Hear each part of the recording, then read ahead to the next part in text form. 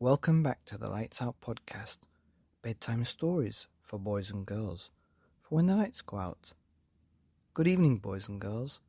Are you ready for bed? Are you all tucked up and ready for another Lights Out bedtime story? Well, you're in for a treat tonight, because tonight's story is called The Dog on the Tuckerbox by Caroline Fenton and illustrated by Peter Coldthorpe.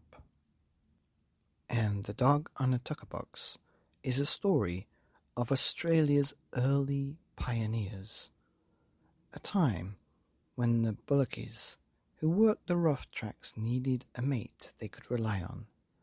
It's a story of Lady and her unwavering loyalty to her master Bill, and from the award-winning author and illustrator of Queenie, One Elephant Story. And so it's a story about the first people to make their way to Australia and make their home there now. Okay, a big shout out goes to all the awesome authors and all the listeners who are supporting the Lights Out Bedtime Stories mission for 1,000 ad-free stories forever for boys and girls around the world. A special thanks to all those Spotify followers. We've now reached over 2,050 followers, and so from January 1st, I'm going to be giving away 2021 of my books. Watch this space. So now for the story, The Dog on the Tuckerbox. Once upon a time, Lady sat on the Tuckerbox watching her master Bill.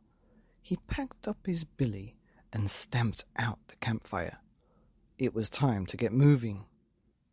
"Off you go, girl," Billy called to Lady, and she knew what to do. Round up the bullocks so Billy could yoke them. Then the crack of Bill's green hide whip rang out. "Gee, Diamond, gee, Nubby." The mighty bullocks pulled with all their strength, and the wagon began to roll. The settlers lived far out in the bush, were always pleased to see Bill. For long and lonely months, he might be their only visitor. He brought much-needed supplies and news from neighbouring housesteads, and the children were always pleased to see Lady. Some nights, Bill had the company of other teamsters or hawkers who travelled the same tracks, but mostly it was just Bill and Lady. "Aye, you're a lass I can count on," Bill would say. In summer, stirred-up dust bellowed from the wooden wheels and the hooves of the bullocks. Sometimes they travelled through the charred remains of a bushfire. It was on a day like this they came upon a stray bull. The angry beast charged at Bill's team. In a flash, Lady was between the charging animal and the bullocks. Still, the bullock thundered forward. Barking bravely, Lady sprang at the bull's head. The outraged bull flung Lady off as if she were a matchstick, then turned and disappeared into the bush. Lady lay still. By the campfire, Bill tended to Lady's wounds. "You saved us all today, my girl," he said. "That bull could have spooked the whole team." Lady spent days lying under the wagon, and on the 5th day, when she wagged her tail, Bill knew she was going to be all right. And once again, the crack of Bill's whip rang out through the bush.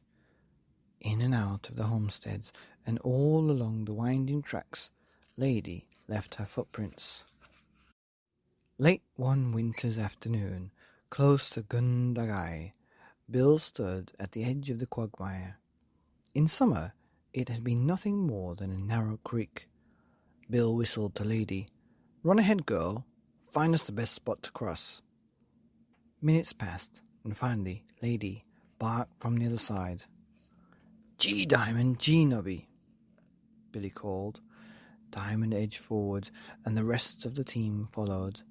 They were about halfway across when Nobby broke the yoke and Bill heard the snap of the splintered axle. Bill whistled long and low, and Lady came running. For a moment, Bill leaned against the wagon. Then he reached for his tuckerbox. "Come on, girl," he said. Together they trudged across the quagmire. For Bill, there was no choice. He had to leave and get help. "Stay on watch, Lady. You're a lass I can count on. My word you are." Maybe Bill lost his way somewhere in the dark bush, or maybe he fell and lay injured. The following day, a passing teamster released Bill's bullocks into the bush. He noticed Lady sitting there on the tuckerbox exactly as her master had commanded. Passing settlers and other bullockys tried to coax Lady to come with them, but she would not leave her place. They gave her what food they could spare. Still she waited, with patience and faithfulness that could not be shaken. Bill never returned.